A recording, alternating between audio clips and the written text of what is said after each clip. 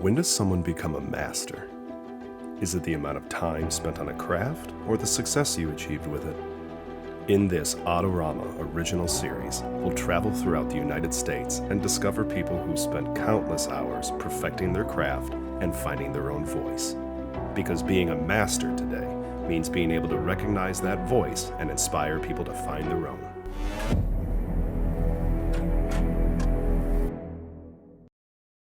What I wanted to do photographically. I wanted to chase down good stories. I've always been interested in human beings, who they are, what they do. I'm a very curious person, especially so when I have a camera in my hand.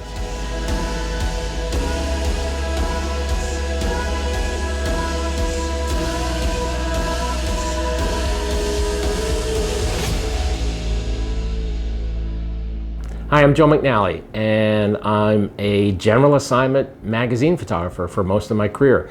I also do a mix of commercial work, lecturing, workshops, etc. This all started for me a long time ago, and I was in school to be a writer, and we were required to take one single photography class.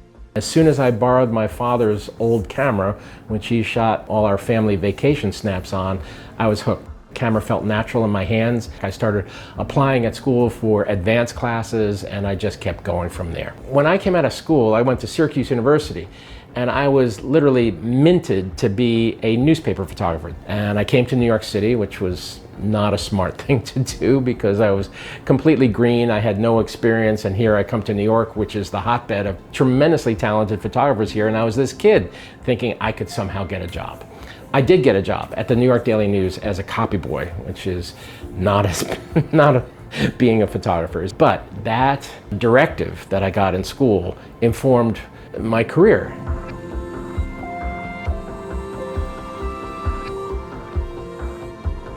In terms of what might be unique to my photography, one thing, again, harking back to the way you grow up, I went to 5 different grammar schools. So I read a lot. So I got myself involved in legends and fables and adventure stories and comic books. Comic books are wonderful storytelling devices. So I know that influenced me in terms of my color palette, which is generally speaking pretty strong, pretty saturated. And also probably just the pacing, maybe the point of view of the camera, all of that I think influences the way I see, the way I shoot. Also too, what has come over the years was, to a degree, a skill at lighting. I had to get involved with lighting, flash lighting, early in my career because I wanted to work, and the editors I was working for were like, learn how to use a flash. And so some folks associate me with a certain degree of proficiency at flash lighting. It's really kind of hard to pinpoint an exact style for me because I become what the assignment needs me to become. I guess at the end of the day, I would call myself a storyteller. Telling good stories, getting people involved, excited, upset, all of that sort of stuff, informed. That's our job, that's what we do.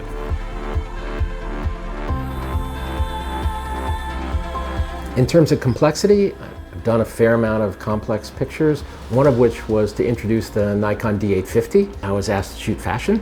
I dreamed up a concept, mostly because I've seen too many James Bond movies, that the lady in question is a cat burglar, elegant, escaping the museum at night with the gems, and she knocks over a statue as she's trying to get past a sleeping security guard. So we found a museum in Budapest who was willing to work with us, and we could only work at night.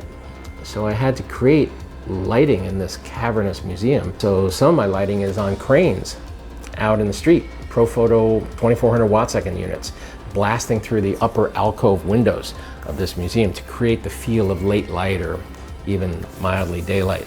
And then of course the staging and the whole floor of the museum and keying the model, and also the falling statue had to be braced and all of that. So that was a very complex photograph. It took about a week of being on location, planning, casting, sketching, and then staging.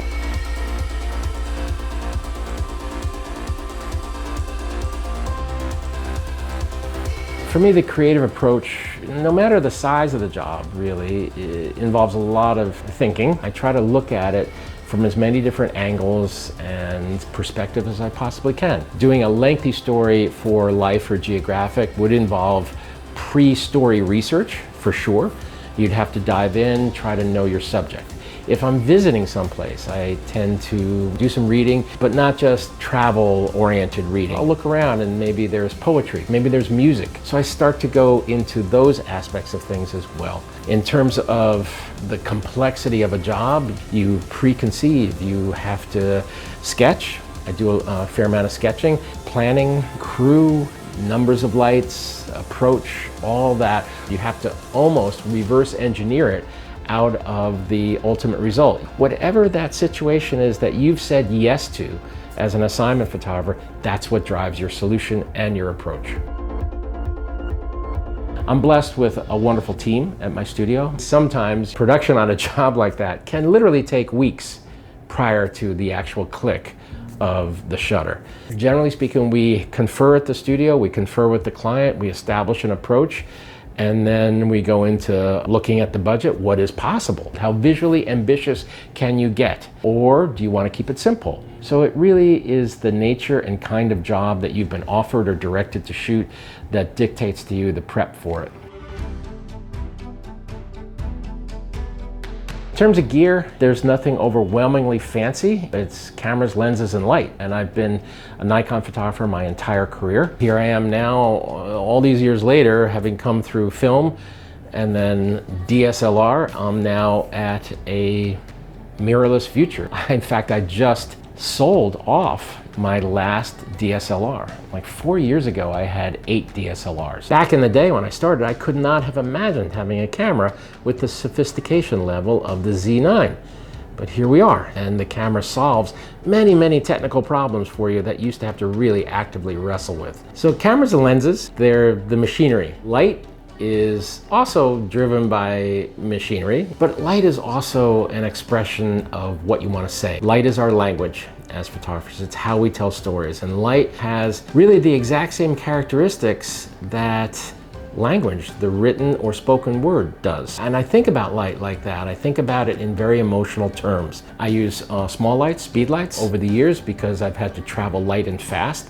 First cover story I ever did for National Geographic, the contract was 6 months on the road by myself, flying coach. I had an old Halliburton at that point in time, and people don't think about this now. Literally half of your luggage would be taken up with 200 rolls of Kodachrome. So you had to travel with light or small or compact tools. But then of course you get into big production. I use the Pro Photo system, and I use everything from 2400s right through the battery operated field units, 500 watt seconds, the B series, the A series, etc. It's up to the job really, not me.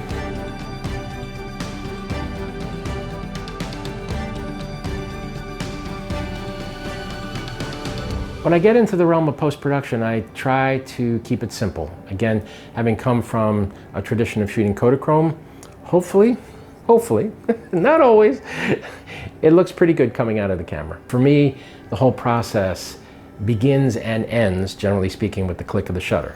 Not to say there isn't wonderful work being done by photographers who, for them, the click of the shutter is just the beginning of the process. Totally cool.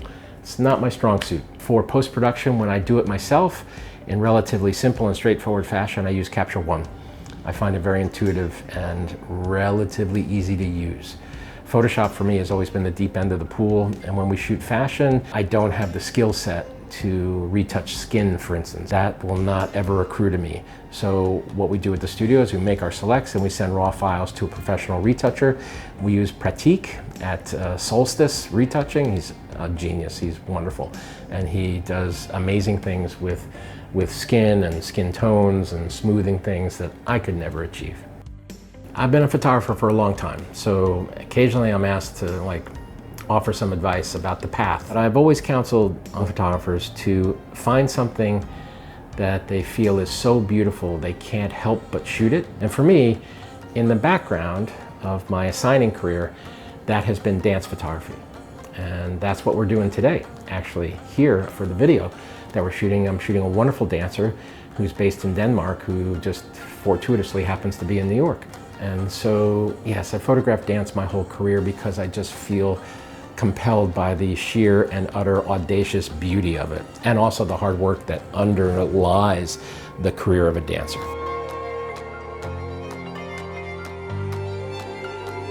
I think part of the reason I've ended up sort of, as I've said, kind of without a style, kind of being all over the lot, is that for my whole career, there's been food for the table and food for the soul. Thankfully, I've intersected with jobs that have been paying jobs for magazines, commercial entities that have been both simultaneously. You keep the lights on by shooting jobs that you may not love, might not be a piece of your soul, all of that, but what that does is it fuels the other stuff. It funds and supports the stuff that you want to do. And that's the thing that I always hark back to. What, at the end of the day, makes me keep my heart alive as a photographer. And also, I urge people to dive into the history of this field. I know that sounds like archaic advice, and a lot of photographers who are coming along now don't need to know who Alfred Eisenstadt was or Ernst Haas, but really sizable. My wife is very patient. I have a really sizable photo library of books, and I go back to those books for inspiration. I go back to remind myself of why I do this, like something like Ernst Haas and The Creation. I just go back for the color of it, the sheer, utter exuberance of it, and that reminds me of why I do this.